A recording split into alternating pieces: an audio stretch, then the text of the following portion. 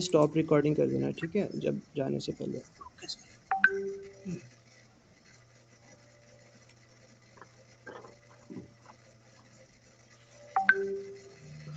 Presentation तो show हो रही है आपको?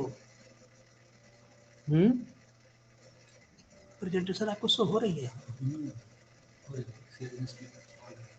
हाँ हाँ सब हो रहा है, ठीक है, आवाज़ जा रही है, ठीक है। Will start at 4। ठीक है sir. Okay.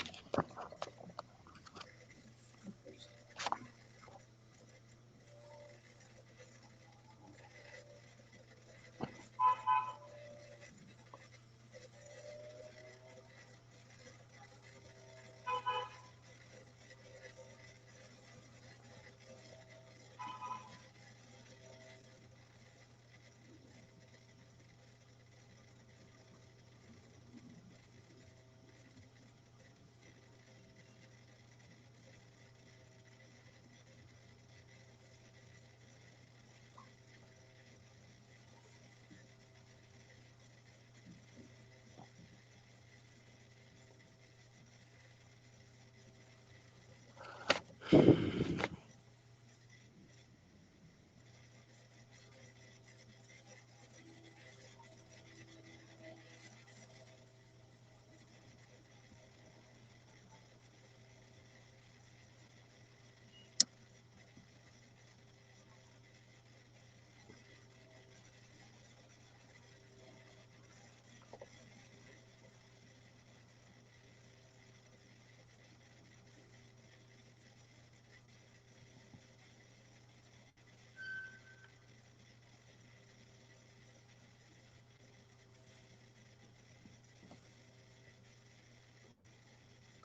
with your permission, shall we begin?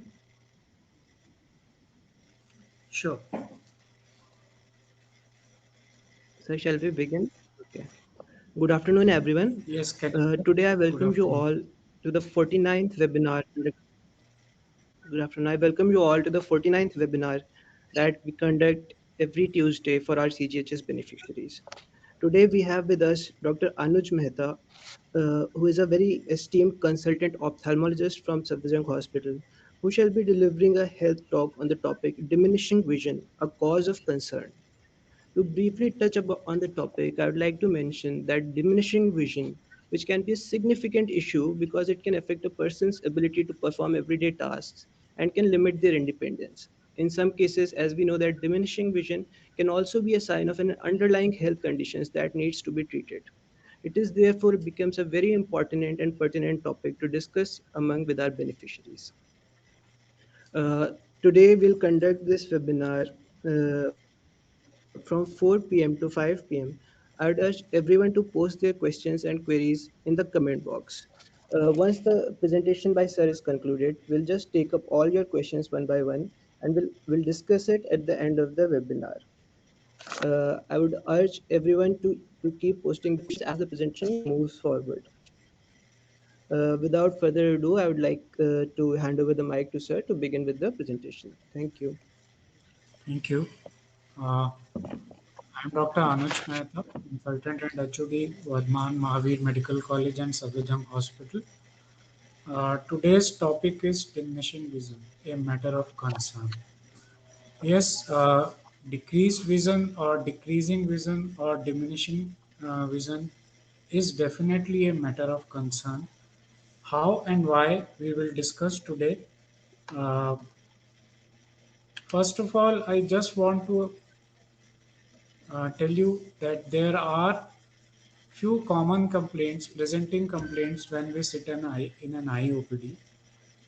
Uh, Most of the people come to us with these four complaints like irritation, जैसे हम बोलते हैं कि खुजली हो रही है आँख में, watering of eyes, आँख से पानी आना, decreased vision, कम दिखना, या pain and redness of eyes, यानी कि आँख लाल हो रही है या उसमें दर्द हो रहा है. Out of all these four, the most important is decreased vision, यानी कि कम दिखना. बाकी बीमारियां, the rest of the disease can be treated easily and can wait also sometimes, but decreased vision is an important thing which should be addressed immediately. यानी कि अगर कम दिख रहा है तो उसको आपको एकदम से जल्द अपने आसपास के ऑफ्थेल्मोलॉजिस्ट या आई सर्जन को दिखाना चाहिए. Now why decreasing vision is a matter of concern, मतलब कम दिखना है जो, वो क्यों हम उसके लिए परेशान हैं, हम क्यों उस पर ज़्यादा तवज्जो देना चाहते हैं या देते हैं. That is because of one main reason. Normally, there are two types of diseases in which the vision decreases. One are group can be grouped as those causes which are reversible, and the second one is the group which is irreversible. यानी कि दो तरह के decrease vision हो सकता है जिसमें कम दिख रहा है. दो तरह की बीमारियां हो सकती हैं. एक वो जिनमें कि जब हम उसको ट्रीट करेंगे या उसका इलाज करेंगे तो उसके बाद नज़र पूरी वापस आ जाएगी. और दूसरी डिजीजेस या बीमारियां जिनमें ट्रीटमेंट के बाद भी नज़र पूरी नहीं वापस आती है, और हम इन बीमारियों के लिए ज़्यादा कंसर्न हैं या इनके लिए हम ज़्यादा परेशान हैं। तो जब आपको कम दिखना शुरू होता है, when you start seeing less और there is a diminution of vision, what we are bothered or worried about is this group of diseases which causes irreversible damage. Now, if we go to the causes of decreased vision all over the world, the most common cause is the refractive error. Refractive error यानी कि चश्मे की ज़रूरत है, आपकी नज़र कमज़ोर है जो चश्मे से ठीक हो सकती है, और this is the most common reason. Almost 42% of patients suffer from this disease only, and this is a reversible disease. Second main group is cataract, जो कि old age में होती है, which is a common thing, and almost 33% of patients are suffering from cataract.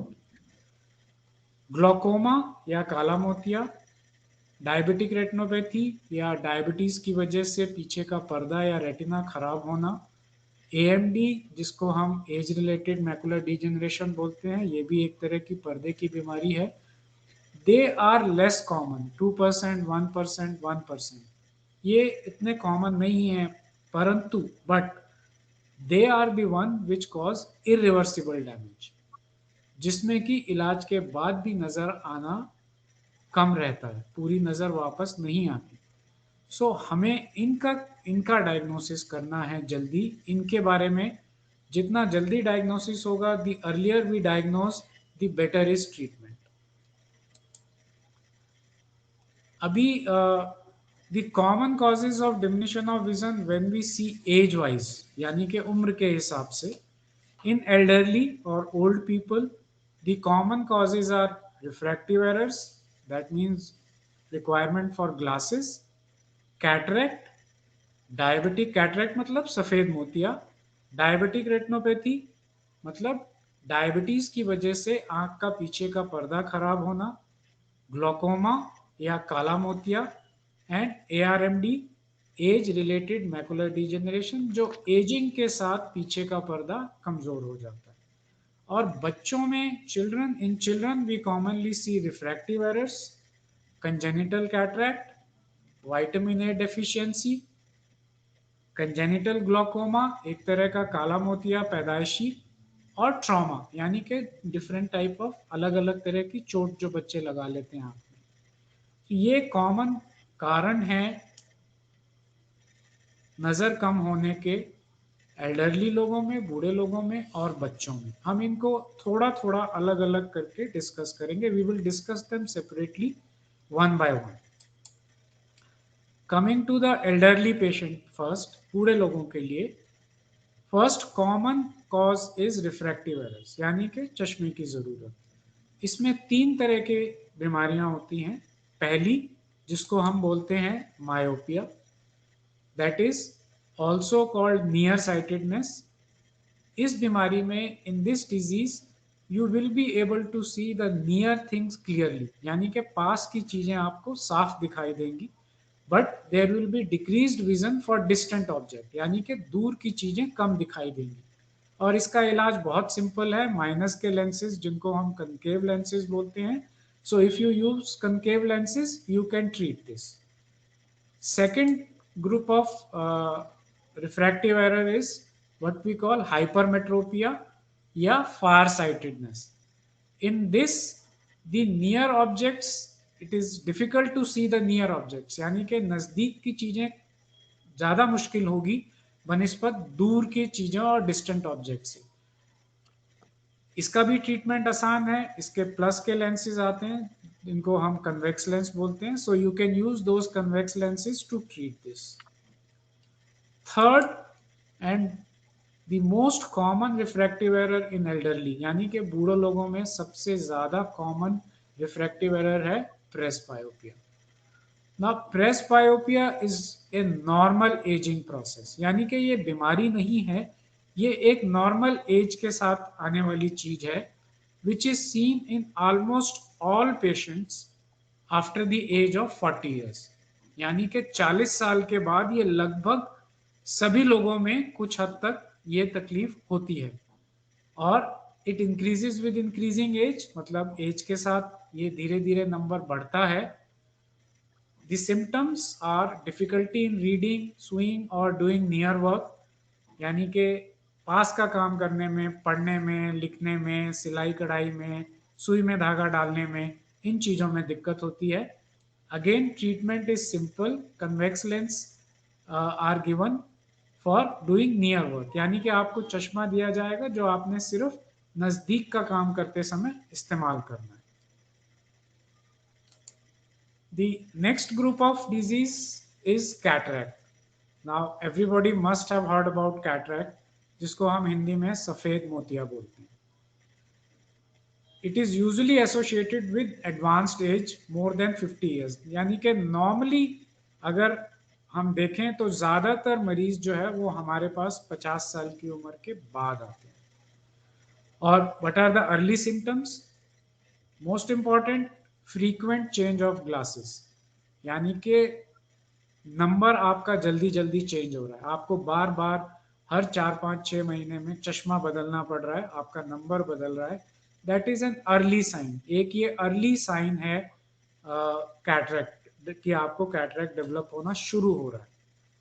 Second early sign is multiple images और polyopia, यानी कि कोई दूर की चीज, कोई लाइट सोर्स आप देख रहे हैं, आपको एक की जगह मल्टीपल इमेजेस यानी कि बहुत सारी इमेजेस देखनी है। कॉमनली पेशेंट ऐसा बताते हैं कि जैसे आप चांद को देखने की कोशिश कर रहे हैं दूर, तो आपको मल्टीपल यानी कि 2-3-4 चांद दिखाई दे रहे हैं। ये एक अर्ली साइन है कैटरेक्ट का। Third is glare. ग्लेयर मतलब जब थोड़ा सा भी सामने से लाइट आती है तो वो फैली सी लगती है, जिसको हम हिंदी में चौंधियाहट बोलते हैं। So that can be there. और variation in vision during the day, that means कि सुबह के टाइम ठीक दिख रहा है, शाम को कम दिख रहा है, या शाम के टाइम अच्छा दिख रहा है, धूप में या दिन में कम दिख रहा है। सो वेरिएशन इन विजन या दिन में अलग अलग समय में नजर का फर्क होना, ये भी एक अर्ली साइन है कैटरेक्ट या सफेद मोतिया का। इसमें नजर धीरे धीरे कम होती है, यानी कि there is only a gradual loss of vision over a long period of time. कई साल में, कई महीनों में धीरे धीरे धीरे नजर कम होती जाती है। And patient feels as if he is looking through a dirty window. ऐसा लगता है जैसे कि आप एक गंदा शीशा है जो खराब हो गया है, उसके थ्रू आप या उसके अक्रॉस देखने की कोशिश कर रहे हैं। मोतियाबिंद या cataract, there are two types.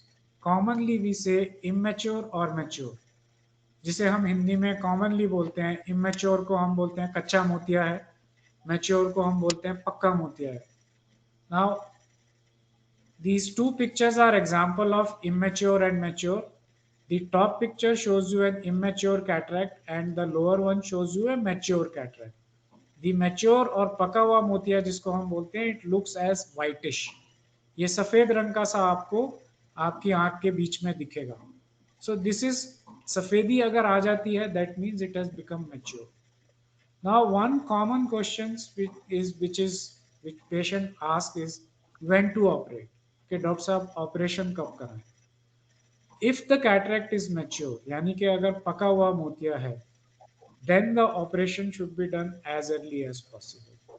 That means अगर मोतिया पका हुआ है तो वो जितनी जल्दी ऑपरेशन करा सकते हैं उतना अच्छा है, क्योंकि उसको अगर छोड़ देंगे तो वो आगे जाके और कॉम्प्लिकेशंस डेवलप हो सकती है।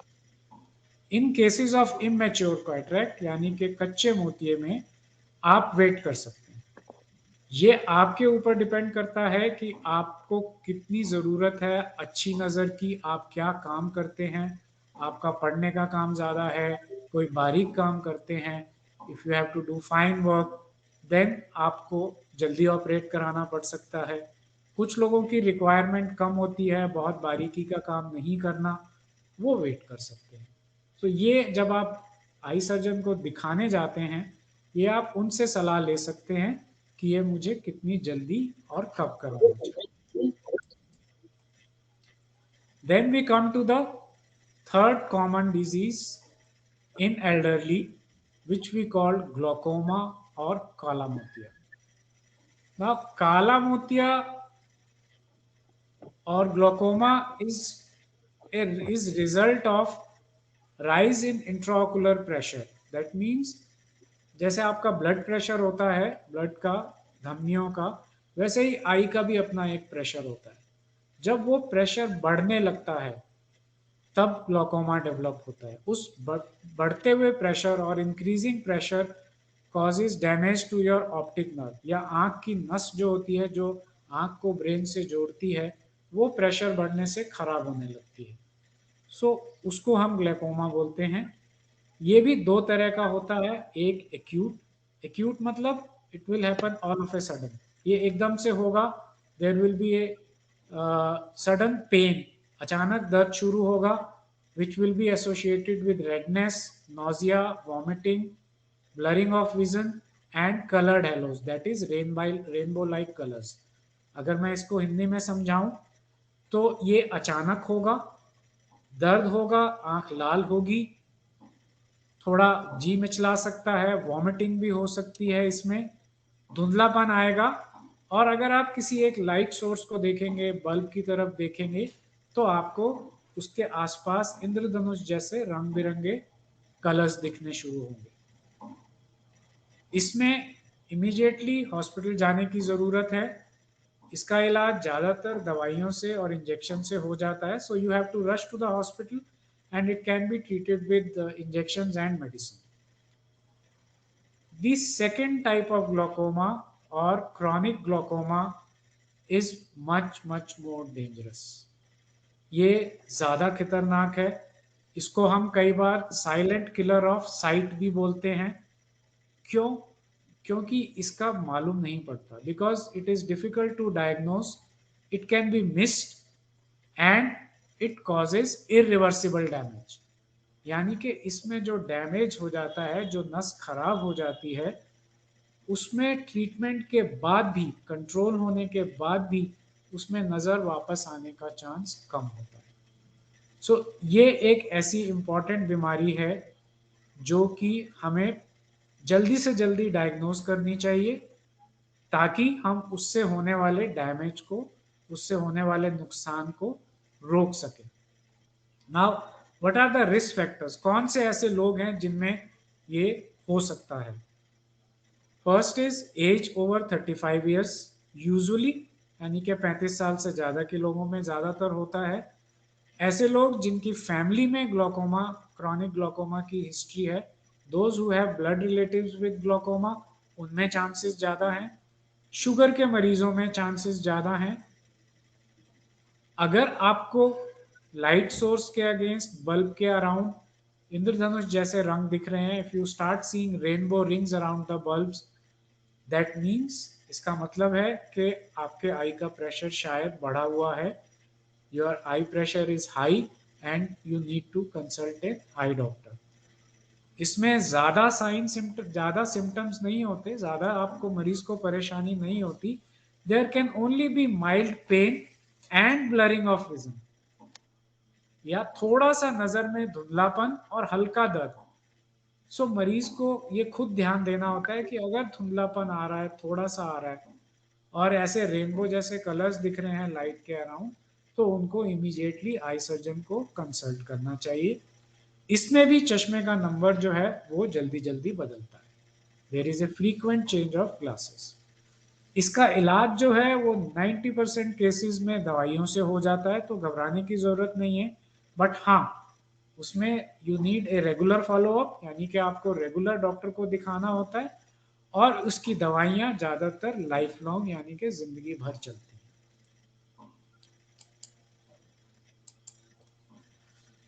चौथी बीमारी जो बूढ़े लोगों में या एल्डरलीज में हो सकती है, दैट इज डायबिटिक रेटिनोपैथी। हमारी आंख के पीछे एक पर्दा होता है जो बहुत सेंसिटिव होता है। दैट पर्दा और retina is an important structure. Any damage to retina is usually irreversible. That means अगर रेटिना खराब हो जाता है ज़्यादातर बीमारियों में उसको ठीक करना मुश्किल हो जाता है। So again, this is a kind of silent disease which causes irreversible damage. ये भी एक तरह की साइलेंट डिजीज है जिसका ज़्यादा मालूम नहीं पड़ता, और इसमें भी डैमेज जो है वो इरिवर्सिबल, यानी कि ट्रीटमेंट के बाद भी नज़र पूरी वापस नहीं आती। सो इसमें अर्ली डायग्नोसिस इज की टू सेविंग आईसाइट, यानी कि जितनी जल्दी हम उसको पहचानेंगे, जितनी जल्दी हम उसको डायग्नोज करेंगे, उतना ही उसको ट्रीट करना आसान है। नाउ इसमें कई लोगों को बहुत मिथ्या है, some people have very false feelings that if diabetes is well controlled then there will not be any damage. No, even if the diabetes is well controlled, it can lead to damage to retina, यानी कि अगर आपकी diabetes बहुत अच्छे से control भी है तब भी आपका रेटिना का डैमेज हो सकता है। तो इसका मतलब ये है कि अगर आपकी डायबिटीज कंट्रोल्ड है तब भी आपको रेगुलर आई चेकअप कराना है। It leads to damage to retina and hemorrhage, that is bleeding within the eye, and is very difficult to treat in late stages। यानी कि अगर लेट स्टेज में आप हमारे पास आएंगे तो शायद हम इसका कुछ ना कर पाए, या अगर कुछ कर भी पाए तो हम आपको नज़र अच्छी ना दे पाए। सो every diabetic patient should get his or her retina checked at least minimum once in 6 months or once in 1 year। those who have severe diabetes और लॉन्ग स्टैंडिंग डायबिटीज, मतलब जिनको डायबिटीज बहुत टाइम से है, उनको जल्दी कराना चाहिए 6-6 महीने में। जिनको अभी रिसेंट डायबिटीज है 1 साल 2 साल 5 साल से, वो अगर साल में एक बार भी कराएंगे तो ठीक है। लास्टली एल्डरली लोगों में एक ये बीमारी आजकल बहुत आ रही है, what we call age related macular degeneration. This is becoming more common. Why? Because our life expectancy has increased. That means हम पहले, हमारी एवरेज लाइफ होती थी 50 साल 55 साल 60 साल, बट अभी एवरेज एज बढ़ के 70-80 साल हो गई है। तो एज के साथ पीछे का पर्दा जो है वो कमज़ोर होने लगता है। अगेन उसमें बहुत ज़्यादा कुछ नहीं किया जा सकता, बहुत ज़्यादा इलाज उसके अभी अवेलेबल नहीं हैं, बट उसके कुछ अर्ली साइंस होते हैं। There are certain signs which you can pick up, and if they are there, अगर वो साइंस हैं, अगर वो सिम्टम्स हैं, तो आप डॉक्टर के पास जा सकते हैं। Common one is distortion of image, specially written words, यानी कि आप पढ़ रहे हैं कुछ तो बीच बीच में वर्ड जो है वो डिस्टॉर्ट हो रहे हैं, वो टेढ़े मेढ़े हो रहे हैं, या वो मिस हो रहे हैं, या इमेज आपको टेढ़ी मेढ़ी दिख रही है। इसका मतलब है कि आपके पर्दे में चेंजेस आ रहे हैं, your retina is getting damaged, and you should consult the ophthalmologist as early as possible. So this was all about elderly patients. ये बूढ़े लोगों के लिए जो बीमारियां हैं उनके बारे में, कॉमन वाली या जो खतरनाक बीमारी कह सकते हो, या वो बीमारी जिसमें डैमेज ज़्यादा होता है और वापस नहीं आता, उनके बारे में मैंने थोड़ा थोड़ा बताया। अब बहुत थोड़ा सा I will tell you about, मैं आपको बच्चों में जो कॉमन कंप्लेंट्स होती हैं, बहुत बहुत सारे हमारे बेनिफिशरीज हैं जिनके छोटे बच्चे हैं, या एल्डरली बेनिफिशरीज हैं जिनके ग्रैंड चिल्ड्रन हैं, पोता पोती हैं, उनके लिए थोड़ा सा इनके बारे में मैं बताना चाहूँगा। बच्चों में ये कॉमन बीमारियां हैं।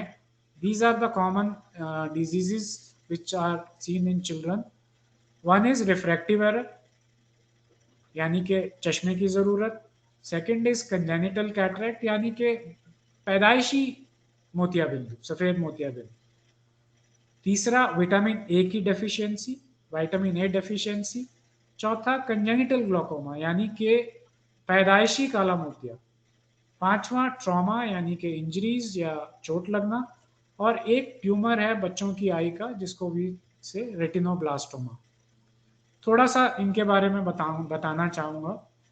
रिफ्रैक्टिव एरर्स इन चिल्ड्रन, यानी कि चश्मे की ज़रूरत। हमें कैसे पता लगेगा कि बच्चे को चश्मे की ज़रूरत है? बिकॉज बच्चे अपने आप से बहुत ज़्यादातर नहीं बता पाते हैं कि उनको कम दिख रहा है। So they are not able to tell that their vision is not good. So we have to see and we have to in fact suspect that this child is probably having decreased vision. यानी कि हमें parents को या grand parents को ही ये ध्यान रखना पड़ेगा। तो जो कॉमन फीचर्स जो हमने देखे हैं वो ये होते हैं। पहला, दैट बच्चा बहुत पास जाके टीवी देख रहा है। तो हम नॉर्मली क्या करते हैं, बच्चे को डांटते हैं कि क्यों पास से देख रहा है, दूर से देखो नहीं तो आंख खराब हो जाएगी। This is the common sentence we use, but actually में ये उल्टा है। बच्चे को दूर से कम दिख रहा है इसलिए वो पास जाके देखने की कोशिश कर रहा है। सो अगर कोई बच्चा बार बार टीवी देखने के लिए पास जाके देखने की कोशिश कर रहा है, इसका मतलब है कि उसकी नजर शायद कमजोर है। तो आपको उसको आई सर्जन के पास लेके जाना चाहिए। So if a child is trying to watch TV from a close distance, that means he is not able to see from the distant and he is trying to come close to the TV so that the things become clearer. In those cases, the child probably has decreased vision and he require glasses and should be taken to the ophthalmologist as early as possible. दूसरा common चीज हम देखते हैं, कुछ बच्चे पढ़ने का किताब अपने आंख के बहुत पास रख के पढ़ते हैं और हम बार बार टोकते हैं कि पीछे से देखो, पीछे होके देखो, नहीं तो आंख कमजोर हो जाएगी। इसमें भी वही बात है, क्योंकि उसको दूर से क्लियर नहीं दिख रहा, वो बच्चा किताब को पास रख के देखने की कोशिश करता है। Again this is a sign that child has decrease vision and उस बच्चे को आपको आई सर्जन को दिखाना चाहिए। बहुत से बच्चों की स्कूल से कंप्लेंट आती है कि बच्चा बोर्ड में जो लिखा है वो ठीक से कॉपी नहीं कर रहा, होमवर्क ठीक से करके नहीं आ रहा। अगेन वो इसलिए हो रहा है कि बच्चे को ब्लैक बोर्ड साफ नहीं दिख रहा है। So these are common complaints which should not be ignored, और if they are present the child should be taken to an ophthalmologist. Squinting of eye और डेविएशन ऑफ आई और स्क्यूड आईज, और जिसको हिंदी में हम भेंगापन बोलते हैं, ये भी ज्यादातर बच्चों में नजर कमजोर होने की वजह से होता है। It is usually because of diminution of vision, and again these children should be taken to the eye surgeon as early as possible. Complain of strain, headache, specially on near work, यानी कि पास का काम करने में sir का दर्द होना या स्ट्रेन होना, हैवीनेस होना, अगर बच्चा कंप्लेन कर रहा है, अगेन उसको आपको आई सर्जन के पास लेके जाना। कंजेनिटल कैटरैक्ट यूजुअली ये this is since birth, that means पैदाइशी होता है। प्रेजेंटेशन जैसे बड़ों में होती है लगभग वैसी होती है। आपको ये वाइटिश ओपेसिटी जैसे इस पिक्चर में राइट आई में दिख रहा है, एक वाइटिश सी ओपेसिटी दिखेगी, वाइटिश सा सफेद रंग का आपको आई के बीच में दिखेगा। और बहुत बार इन बच्चों को साथ में महंगापन होता है। They have usually many a times squint in their eyes. So these children also should be taken to the doctor as early as possible. Congenital glaucoma, again this is since birth, यानी कि पैदाइशी होता है। इसमें आंख का size बड़ा हो जाता है, आंख बहुत बड़ी लगती है। जैसे इस पिक्चर में आप देखेंगे, इस बच्चे की बाईं आंख जो है वो काफी बड़ी है दाईं के मुकाबले। The left I is much larger than the right I, that is because of congenital glaucoma. ये ग्लोकोमा की वजह से। कई बार हम बहुत खुश होते हैं कि बच्चे की बहुत बड़ी बड़ी आंखें हैं, बहुत ज्यादा बड़ी होना भी अच्छी बात नहीं है। इन बच्चों में आंख से पानी आना भी एक कॉमन कंप्लेंट है। अगेन जल्द से जल्द आई सर्जन के पास लेके जाएं। इलाज इसका हो सकता है आराम से, दवाइयों से और ऑपरेशन से। आखिर में रेटिनोब्लास्टोमा, ये एक तरह का बच्चों में आंख का ट्यूमर है। This is a kind of tumour in the I seen in children. The symptoms are white reflex, deviation of eye, different color of iris, यानी कि अगेन आंख में सफेद रंग का आपको सेंटर में दिखेगा सफेदी, आंख में तिरछापन या भेंगापन आ सकता है, और आंख की पुतली का रंग बदल जाता है कई बार। जैसे हमारी नॉर्मल पुतली काली या ब्राउन होती है, इन बच्चों में एक आंख में जिसमें ट्यूमर होता है उसमें कई बार पुतली का रंग चेंज हो जाता है। एक आंख में भी हो सकता है, दोनों में भी हो सकता है। और इसमें क्योंकि फैमिली में रन करता है, because it runs in family, थोड़ा जेनेटिक काउंसलिंग की जरूरत पड़ती है। विटामिन ए डेफिशिएंसी, ये हम शहरों में तो आजकल बहुत कम देखते हैं। We very rarely see it in the cities, but in rural areas and in slums and in patients who have poor diet, it is very commonly seen. It is because of insufficient or unbalanced food intake, low absorption due to diarrhea or malnutrition, और increase demand of vitamin A during certain disease. यानी कि उन बच्चों में जिनमें unbalance food है, mother भी unbalance food ले रही है, या जिनमें दस्त की बीमारी है, बार बार डायरिया हो रहा है, उन बच्चों में, या कुछ बीमारियों में जिनमें विटामिन ए की रिक्वायरमेंट बॉडी में बढ़ जाती है, उनमें ये कॉमनली देखा गया है। इसमें आई बिल्कुल ड्राई लगती है, जैसे कि हम बोलते हैं पार्चमेंट पेपर जैसी, आंसू बनना बंद हो जाते हैं, शाम के टाइम दिखना कम हो जाता है, और जो बीच में काला, जिसे हम कॉर्निया बोलते हैं, वो खराब होना शुरू हो जाता है। So the common symptoms are dryness, signs are dryness of conjunctiva, cornea and night blindness. So lastly, to conclude, if you ask me, diminution of vision is a matter of concern. Yes, it is a matter of concern. Why? Because to find out the cause, especially those causes which cause irreversible or permanent damage, ये matter of concern है, ये एक चिंता का विषय है। क्यों? क्योंकि हमारे पास सिर्फ 4 या 5% ही सही, लेकिन ऐसी बहुत सारे बीमारियां हैं जिनमें कि परमानेंट डैमेज होता है या इरिवर्सिबल डैमेज होता है।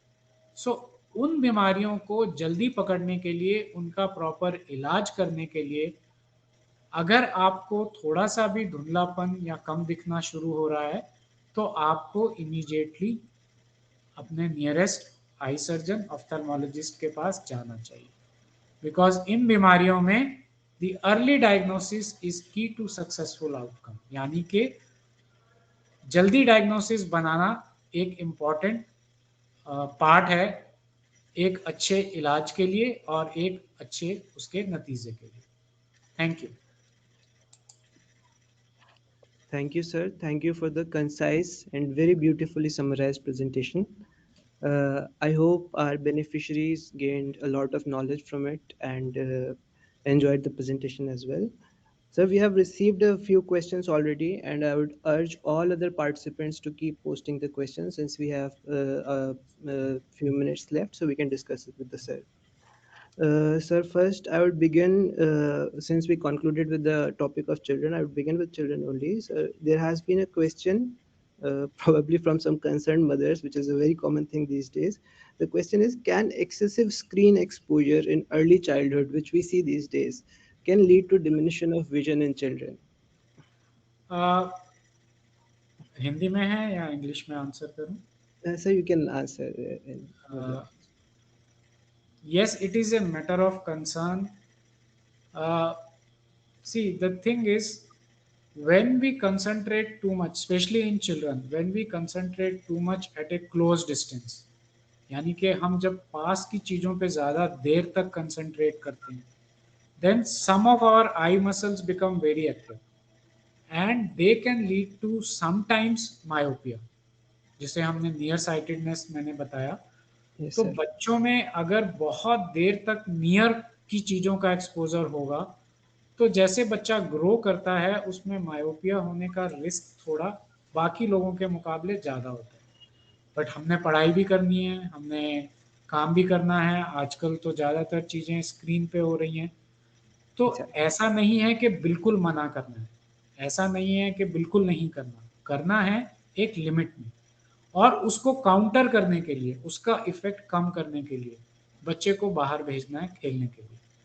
जब बच्चा बाहर जाता है, आउटडोर एक्टिविटी करता है, तो वो दूर की चीज़ों पे कंसंट्रेट करता है, उसकी नज़र दूर की चीज़ों पे फिक्स होती है। तो जो भी थोड़ा बहुत हार्म अगर नियर वर्क से हुआ है वो नलीफाई हो जाता है, वो खत्म हो जाता है। तो अगर बच्चा पास में स्क्रीन टाइम उसका है 1 घंटा 2 घंटा 3 घंटा, तो आप उसको शाम को 1 घंटा 2 घंटा बाहर खेलने भेजिए, ताकि जो उसके स्क्रीन टाइम से अगर कोई बैड इफेक्ट थोड़ा बहुत हुआ भी है, वो जब वो बाहर जाएगा दूर की चीज़ों पे कंसंट्रेट करेगा, दूर की चीज़ें देखेगा, तो वो नलीफाई हो जाएगा। Exactly.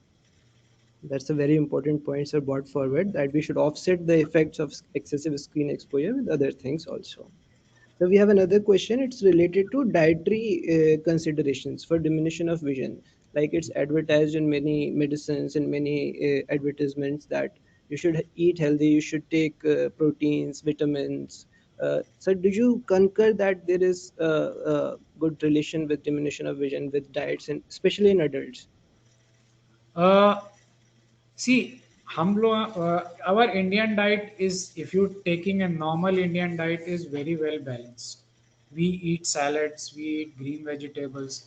So if you are taking a normal healthy Indian diet, whether it is a North Indian diet or a South Indian diet, most of the time no supplementation is required. Okay, sir. In children, of course, you require vitamin A, but again, normal diet is good enough. Only if there is a chronic diarrhea, or patient has measles or some chronic disease in which the absorption is not proper, so in those cases you may require supplementation. Otherwise, for our diet, no supplementation is required. We have a very good diet, Indian diet, and supplementation as such is not required. Okay, sir, that's nice. Sir, we have questions from many beneficiaries regarding tiredness and watering in the eyes and dryness they feel. So we have many questions related to the same complaints. So what See, would you see, suggest? Yes, sir. see, yes. I think our main thrust was on diminution of vision, so we have not touched that area, Yes, the sir. irritation and watering. That is the most common complaint in any eye OPD. Now, a very common reason for that is in older age group, our glands, they gland also age and they change, and in after 50 years of age, especially in females, यानी कि 50 साल से ज़्यादा की औरतों में tears बनना थोड़ा कम हो जाता है, because may be some hormonal changes होते हैं बॉडी में और चेंजेस होते हैं, उनमें थोड़ा आंसुओं का बनना कम हो जाता है।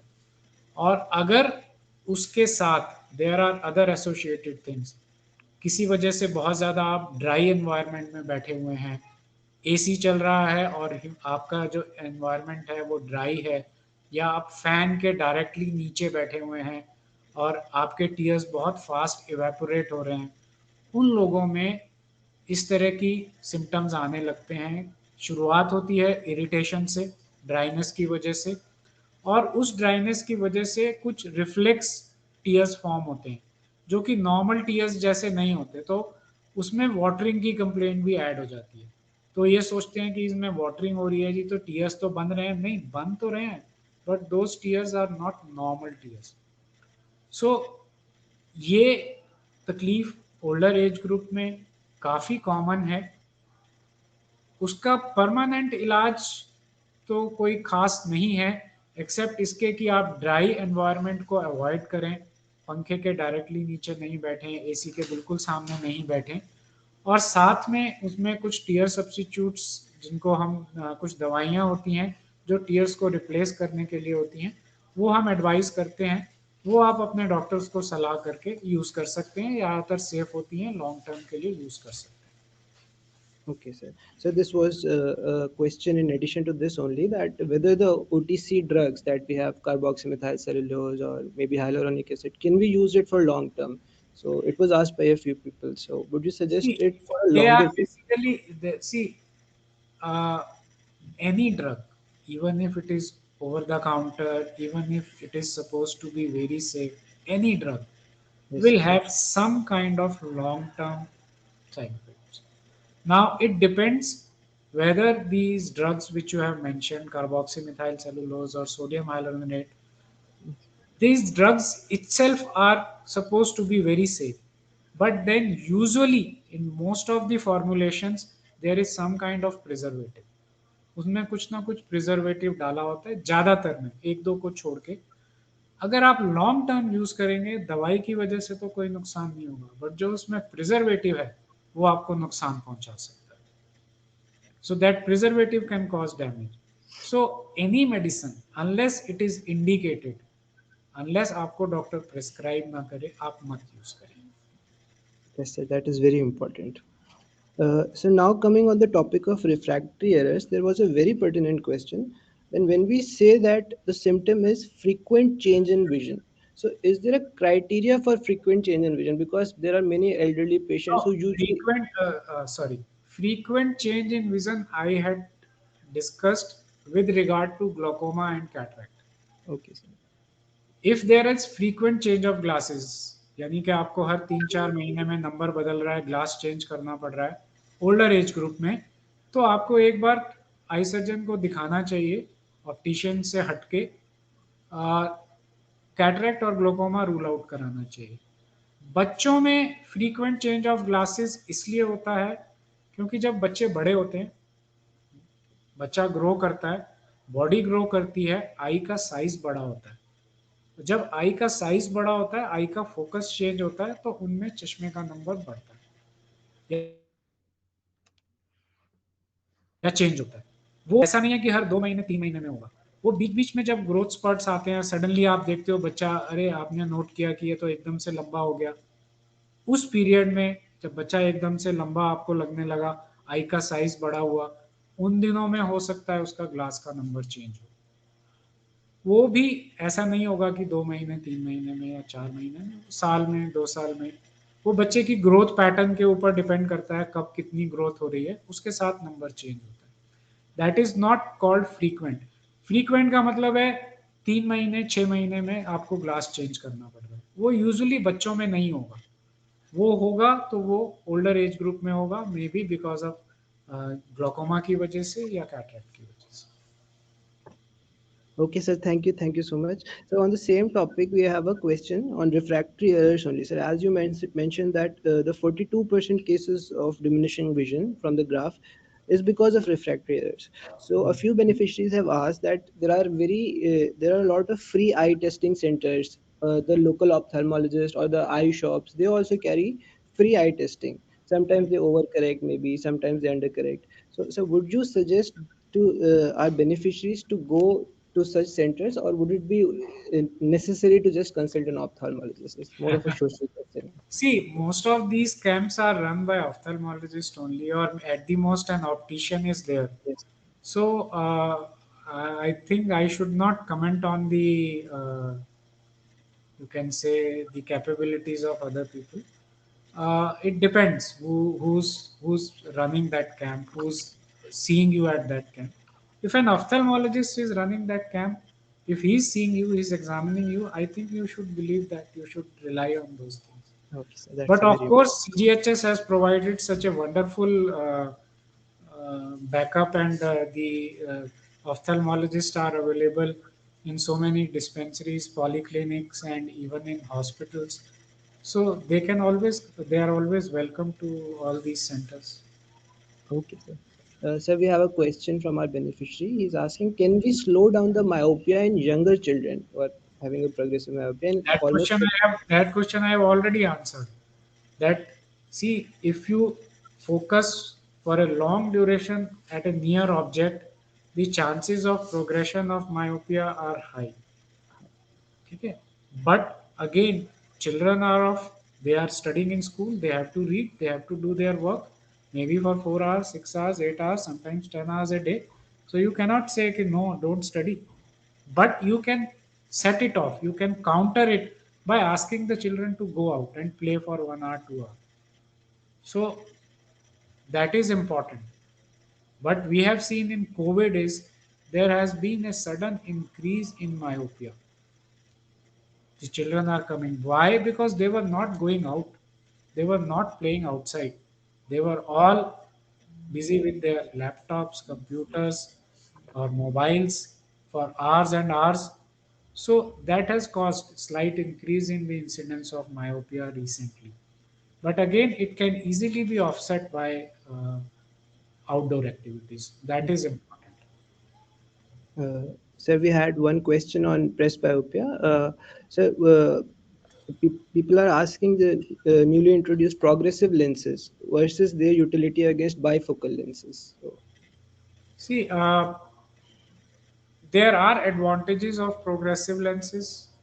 There are few, you can say, disadvantages in the sense that, see, progressive lens means that there are multiple areas of different focus. एक ही yes, लेंस में बाइफोकल में हमने दो फोकस दिए हैं, एक डिस्टेंस के लिए और एक रीडिंग के लिए. प्रोग्रेसिव में हमने मल्टीपल फोकस दिए हुए हैं, डिस्टेंस से बिल्कुल इन्फिनिटी से लेके और पास तक. प्रॉब्लम आजकल आ रही है कंप्यूटर्स पे जो लोग काम करते हैं, 40 से ज़्यादा एज है, बाइफोकल में दूर का देख सकते हैं, पास का देख सकते हैं पढ़ने का, लेकिन मॉनिटर का डिस्टेंस जितना होता है उसमें उनको काम करने में दिक्कत होती है. उन लोगों के लिए जो मल्टीफोकल लेंसेज हैं, प्रोग्रेसिव लेंसेज हैं, वो बेनिफिशियल हैं, उनको बार बार चश्मा नहीं चेंज करना पड़ेगा. But problem with progressive is, number one is cost. Cost बहुत ज़्यादा है. नंबर टू इज, उसमें एडजस्टमेंट में टाइम लगता है. आपको थोड़ा अपना हेड का, नेक का मूवमेंट्स करने पड़ते हैं एडजस्ट करने के लिए. नॉर्मल चश्मा अगर आप हफ्ते भर में एडजस्ट हो जाते हो नए चश्मे में, प्रोग्रेसिव में आपको 1 महीना तक वेट करना चाहिए. आपको लगभग 1 महीना लगेगा उसमें एडजस्टमेंट्स में. हाँ, एक बार आप एडजस्ट हो जाओगे तो आपको सारे डिस्टेंसेस पे क्लियर दिखेगा.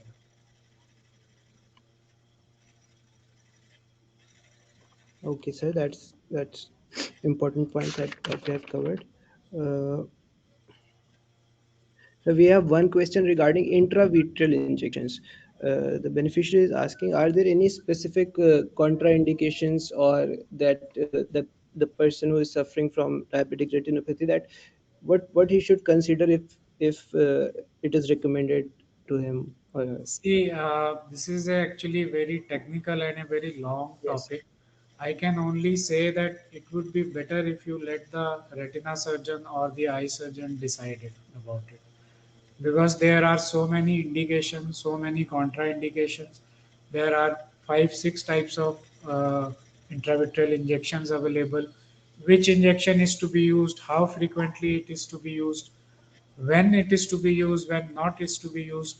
I think that should be left to the ophthalmologist. exactly, absolutely. So it is always better to consult a professional. So one question we have is an alternative medicine.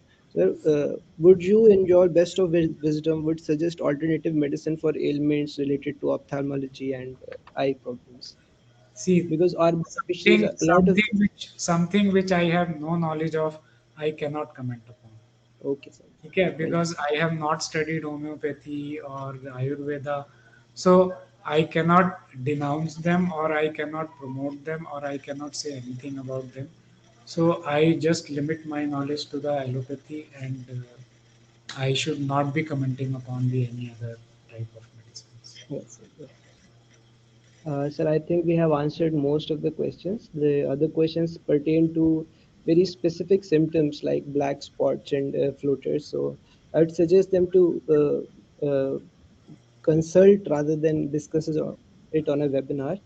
Otherwise, I think we have covered all the questions. So thank you so much again for such a beautiful, concise presentation. I hope our beneficiaries liked it. Thank you, sir, once again. Thank you very much. I also enjoyed this question answer session, and the beneficiaries. I hope they liked it and they they will be careful. I have tried to tell them about few things which they should be careful about. Thank you everyone. Thank you, Dr. Karim. Thank you, sir.